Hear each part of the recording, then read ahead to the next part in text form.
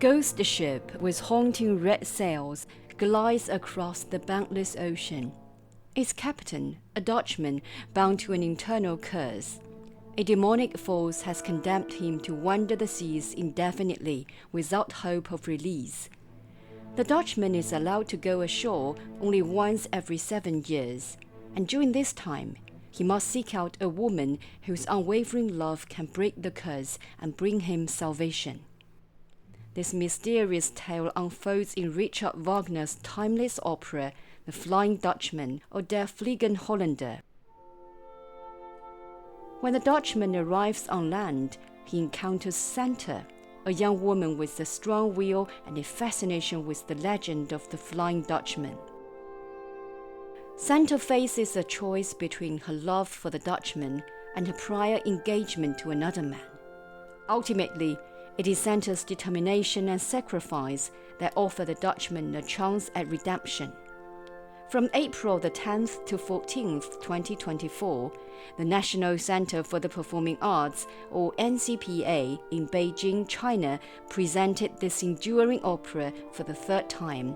The production received enormous acclaim from Chinese audiences for its spectacular stage design and masterful performances. Hello, I'm Yingying. Welcome to NCPA On Stage, where we explore the stunning performances taking place on the NCPA stage. Today we're diving into the world of Wagner's timeless opera, The Flying Dutchman, and exploring NCPA's latest production of this haunting tale.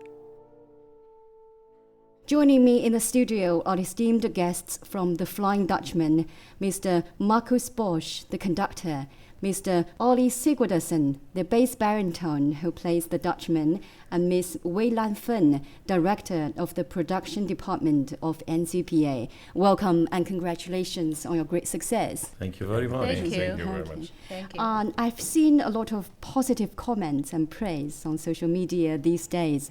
So, Mr. Bosch, as a conductor from Germany, the homeland of Wagner, did you enjoy performing at the NCPA for the first time? Yeah, it was great and wonderful experience to be here and to make really a international standard Wagner. So I'm really was joyful also with the international colleagues, but also very special with the Chinese colleagues on a very high standard. And I think we did really a high international standard production. And I enjoy this level and enjoy the orchestra. Also the chorus, the very lively and motivated. That was very nice experience. Ms. Sigurdarson, I know it is also the first time you have cooperated with NCPA and Mr. Bosch. So how did you feel about this experience? Well, I can only second what Maestro Bosch just said. It's been a fantastic experience for me, and I was getting the offer to come to China to sing for the first time in my life. It's obviously a big deal, and I come from a small country in the North Atlantic, and I have now managed to sing, for example, the Dutchman in North America, various places in Europe, and now in Asia. I have another one coming up in South America, so I'm very proud to be able to spread my Dutchman across the world. And but this has been a fabulous experience, and like any production, it's the coming together of different talents, different nationalities, which makes this job, of course, so special. And I'm meeting Maestro Bosch for the first time. I'm meeting most of the colleagues on stage for the first time, be they Chinese or European. Standard is fantastic. And of course, the NCPA is a dream to work in from a technical point of view, and all the facilities. And I can only say the tireless effort of everybody to make us feel good and to make us feel special, and make we are able to do hopefully our best work thanks to the good people here. Okay, you've both conducted and performed The Flying Dutchman with other world-class opera companies. So in your opinion, what makes NCPA's production unique compared to other productions? I feel the sheer size of the production here. It's like I feel like a little boy in a toy shop. You know, I feel I'm coming to a world of adventures. If you, it's like, it could be Legoland in Europe, you know, and we have 2 enormous ships on stage. Where else do you get this? You get this maybe at the Metropolitan in New York or at the Paris Opera. This is not something I'm used to from most European stages. So to begin with, just the size of it makes it such fun. I mean, I get to stand on a real ship, and it is fabulous. Right. Mr. Bosch? Yes, that's a big part. So to be really in the biggest house in Asia to make this opera. I did it in Deutsche Oper Berlin, I did it in Hamburg State Opera, also big houses. But in Germany we have another kind of regie, and this really bring the title origin to the public, and to look, to create, to really make opera for the public.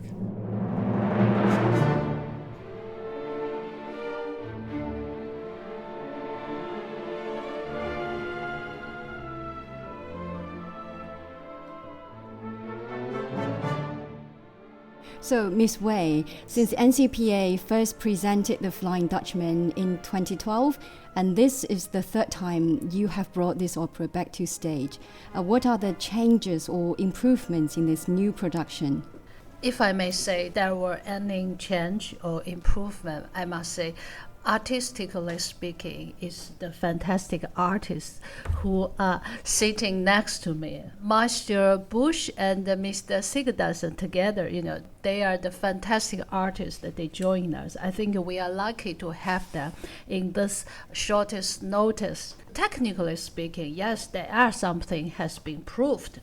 As you all see, that we have a real ship on stage, but behind the ship there are 4 projectors to project the image, the wave of the sea, and we changed the projectors. Of course, the technique has been developed. And 10 years ago, let's say 12 years ago, when we did Hollander the first time, we used the 20,000 lumens projectors. And frankly speaking, it's a little bit darker. And so sometimes the audience cannot recognize the sea in a very obvious way. But this time, everyone can feel the ship, the real ship, more like they are on the real sea. That we take the benefits of the new projector. Now it's 40,000 lumens projection. No, it's really that you mean you are seasick when you are, and Yes. when I look to the stage. Yes, I a think long time you have the feeling you become seasick. Yes, I think we took the benefit from the new projectors, so which make all the scenery in a more real way. That's why my show has this feeling like when the audience see, especially the first act, it really more close to the original scenery, more close to the nature.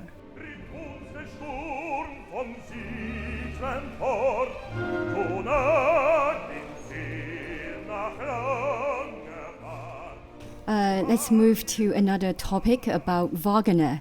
Mr. Sigurdarson, Mr. Sigurdarson, you know, many audience members posted comments on social media saying that they love your voice and praised you as having the true voice of a Wagnerian bass-baritone. So can you tell us what is a Wagnerian bass-baritone and what are the challenges, you know, Wagner's music presents for singers? Well, Wagner certainly gives us a lot of work to do, that's for sure. Right. I think I have been very, very lucky in recent years to have been working at the Bayreuth Wagner Festival in Germany, where I have been working with, of course, many of the top colleagues we call the Wagner Fach, or the world of Wagner.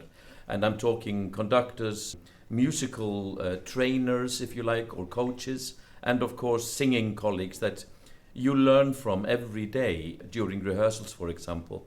In my case, to begin with, it just took time to be ready to start singing Wagner. I sang my first Wagner role when I was almost 40.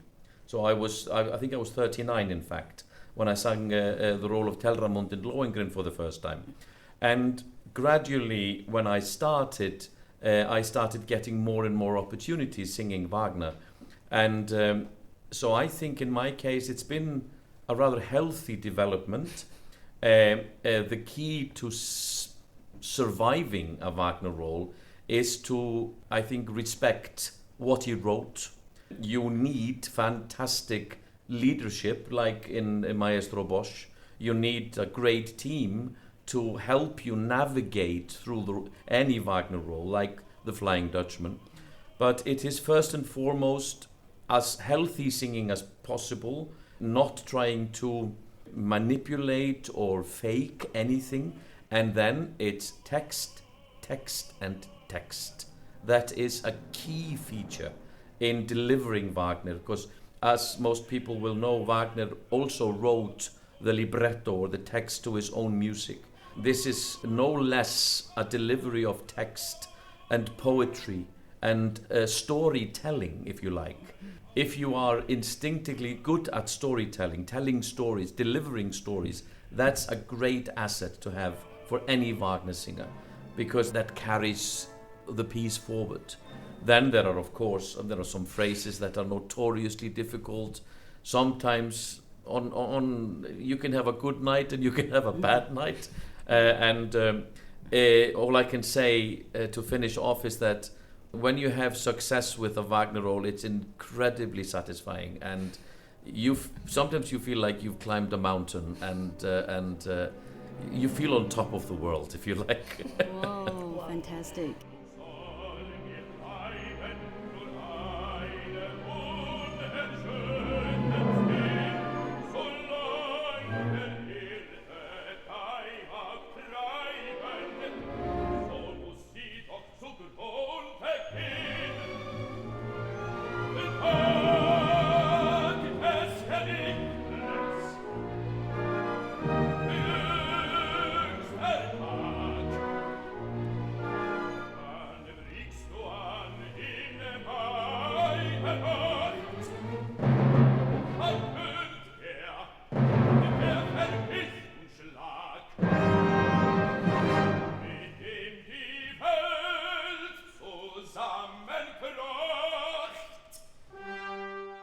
So, Maestro Bosch, in your opinion, what role does Wagner play in German music history, or even the history of music as a whole?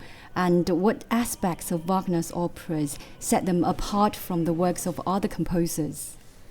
I think, first of all, Wagner is in the row of composers a logical point in the history of music. He's the end of a development, and in the same point starting for the big film industries.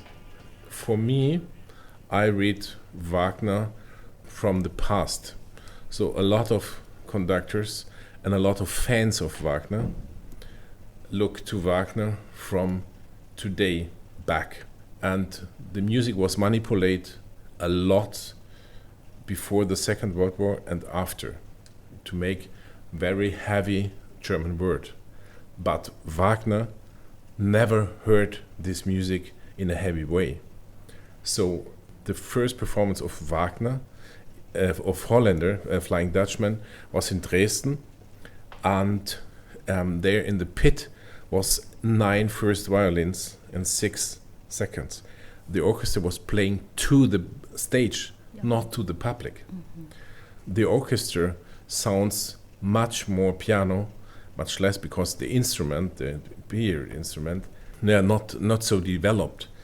In this time, the musicians of the Dresden opera driven each month to Paris to look for the new instruments. The French built new instrument that was much louder. So it's our list in Dresden, which musiker tries out the new instrument in the show. So what Wagner heard music of Mendelssohn. He was very jealous about him. Jewish guy has a lot of effort, and it was terrible for him. And he wrapped his music for the Ring, for example.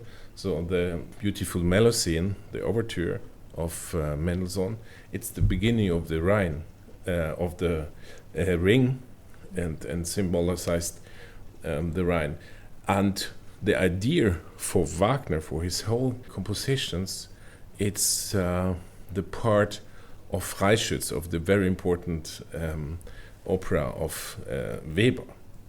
So that means my reading of these things are looked from the point where Wagner has written it. And so I say it because often people said German music, it's heavy, but when we know the times when Wagner conducted for himself, he was always faster than all the conductors after him. So I'm sure my now when you hear the Flying Dutchman today, it's much faster than 12 years ago. Yes. Also, Oh, yeah. because I read the music from the time of Mozart, Weber, Mendelssohn, and that means that, for example, an aria of Daland, it's like a Spiel. We say Spiel, or playing a play, like Mozart Entführung of Sarai or something else.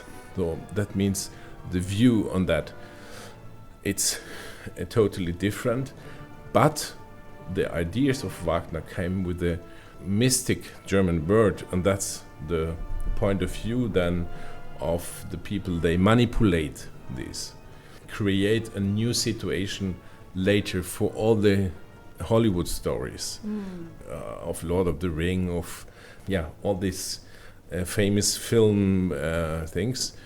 And so this really the point where art is changing between stage arts to film arts, and I think that's the most important, or one of the important points for Wagner. That's a very unique perspective.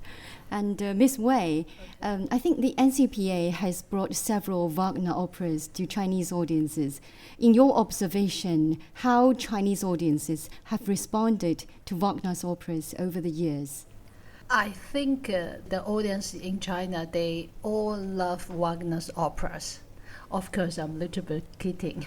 I mean, after NCPA's, let's say the education and the cultivating in Wagner's opera, the audience, those opera goers, they understand more about Wagner's opera, and then eventually they love. Let's go back to our journey to Wagner's opera. We started from the Flying Dutchman, which was 2012, 12 years ago. After Flying Dutchman, we do the Lohengrin, and then Tannhäuser, and then the Tristan and Isolde, and then the Meistersinger. So from all the five, you can see we start from the most popular, most easiest understood Wagner opera, then eventually Meistersinger, and then this year we are going to approach Ring Cycle. That's fantastic. That's why I say, we have our plan to try to, the plan is together with cultivating the audience and together with the growing up of the production team with all the crew in NCPA. Yeah, The Flying Dutchman was the first Wagner opera to be brought to the NCPA stage. So, Ms. Wei, why did NCPA choose this opera as the first Wagner opera, to introduce to Chinese audiences? And what was the feedback when it first premiered? I think, without doubt, if we choose one opera to start Wagner's opera, it will be The Flying Dutchman, because as everyone has heard, it's a very beautiful opera. It's full of melody. But apart from that, The Flying Dutchman is, we can call it like the chorus opera, because it starts from chorus. The male chorus, the female, of course, Maestro knows well than me. So for us in 2012, our chorus only established like 3 years. For such a young audience, we might give them, let's say more wider vision in seeing opera. We have presented a lot of Verdi and Puccini's Italian opera. So we think we should brought more different music style for our operas or for our chorus. That's why we think of the Flying Dutchman as at the first time. And like Maestro Bosch said, our chorus, I think you can imagine 12 years ago, they're even younger than now. So the voice, full of energy, the energy coming from nature. So which I think will attract the audience more. Yeah, right. And what challenges have you encountered at first in bringing this opera to the NCPA stage? I think that must be very difficult. Yes, I think the most difficult part is the technical part. Yeah. It's two real ship. For Hollander's ship, it's like 13 meters high and 7 meters wide. So it's unique to put such a huge ship on stage. Apart from that, we also, make the ship can move. At the end, everyone can see the ship goes down. Also, together with the waving of the projection, so everything should be accomplished in a very well way. Otherwise, the audience might think it's too fake. If they think it's too fake, then we failed. But I think we achieved that. Yeah, absolutely. That was a very great success. So, Maestro Bosch, in your opinion, what distinguishes the Flying Dutchman from other Wagner operas? And why is the Flying Dutchman one of Wagner's most performed operas worldwide? So, first, the chorus numbers are very famous. So, what sang by a lot of amateur. So that was in the time in Germany. They bring the piano score at home and play it at home. So that was the reason that it comes to the people. You have melodies, they stay. And then it was a story. In this time was very useful to make story. They are not, you can not pack it really. So the figure of Hollander as ghost, as an man who is not lively, not dead, that was the topic of the romantic. And so we have these operas like Freischütz, like Vampire, and the people was fascinated from these figures. They are not like you and me. They are not part of your life. They are a wish for another life, perhaps, or for another word, not concrete. So it was a symbol for future, for a part of life what we cannot take with our hands. So that's a big fascination, and I think that it's staying on, that you cannot say. And that's the same with film, like till today, that films, they play with the concretes and people, they are there or not. And this mixing chorus with a figure like Hollander, with the music, this between nothing and incredibly loud music. So I think till this point of history of opera, in Italian the same, so Wagner and Verdi are going together in 3,000 kilometers or 1,500. Yeah, they have both the same aim. They want making opera as an art of all part of arts to bring on stage. This mixture, this incredible range of nothing, of silence and extremely sound, that was new and it stays till today. So, and this shocking experiences in your soul, in your ears and in your eyes, that makes Hollander so fascinating. Yeah, it's a little bit like a universal concept for us.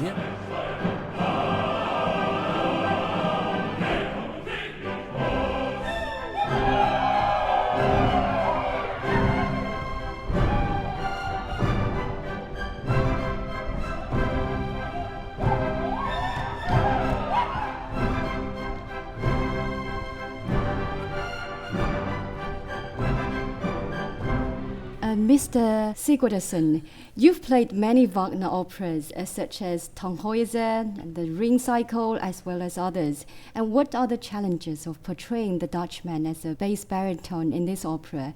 And how do you approach the character's emotional journey throughout the opera?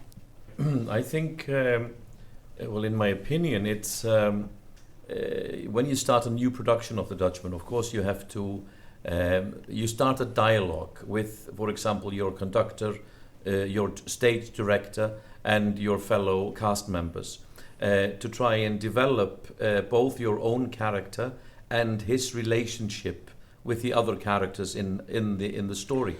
Sometimes you come to a new production with your own ideas about how you want to sing, let's say, how I want to sing my Dutchman, or who I want my Dutchman to be. That may, however, change very, very quickly once you start to collaborate with others. Because, as we say in theatre, acting is all about reacting. Acting is about how you react to other characters that you're talking to or who are speaking to you, etc., etc. I think fundamentally, for the role of the Dutchman, to try to stick to your question, is for me to explore, I think, the humanity inside him. He is, let's say, he lives a rather frustrating life. He has got a complicated lifestyle. We could put it that way. He is stuck on his ship year after year, decade after decade, and he can't die. His ship can't sink, and he is. In English, there's a phrase called Groundhog Day. Is that when you wake up every day to the same situation. And if you do this for 300 years, I think you can get rather bored.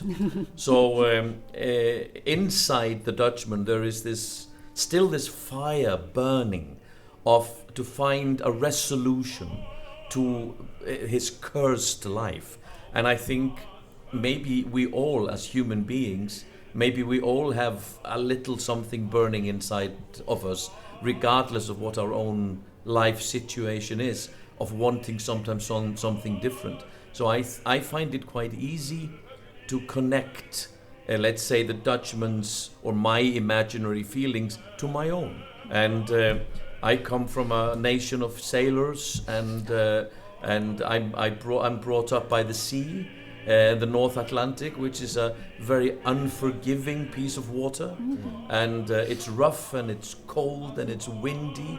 And sometimes I imagine I'm just back home in Iceland, I think it's it's a journey. You try to bring this into what he sings about, what he says, etc., etc., etc. So, it's an endless source of fascination for me. And although I've done quite many different productions now, no two Dutchmans of my own are ever the same, They keep changing, and I get older, and I also change, Yeah, so, you are the Dutchman yourself.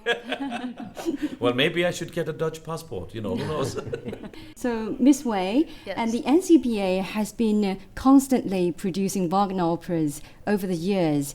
Will you present more new productions in the future? And you already mentioned about the Ring Cycle, right? Can you share any specific plans? Yes, actually, this year why we represented the Flying Dutchman and at the beginning of April, because we look at it as a kind of prelude to the Ring Cycle. We hope we can make use of the opportunity representing the more beautiful and more popular title of Wagner, then to have the audience attention to realize Wagner is such a great composer. So at the end of this August, we're going to present the Rain God, the first of the Ring Cycle. And then next year, next May, we will continue to do the Valkyrie. Next October, we will continue Siegfried. And the year after, which will be 2026, we'll do the last one. If everything goes well, goes smoothly, maybe we will do all the Ring Cycle in the year of 2026. I mean, from 1, 2, 3, 4. That's very exciting. Yes, but it's a very challenging work. Right. But the best what you can do. Yeah. It will be a great Wagner feast for Chinese audiences.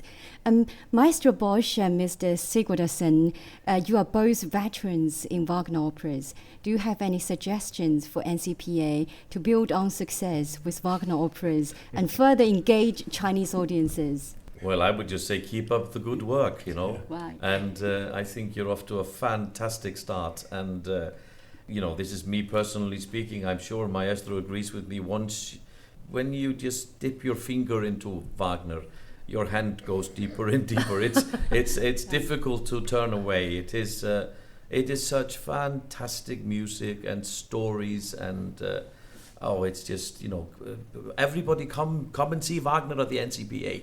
Just do it. Yeah, I think the advantage of Wagner is that you can read it like a Hollywood film. You can read it like a comic. Okay, yes. The stories are so international, so from the life in a way, and so crazy in a way that it's filling out for a life.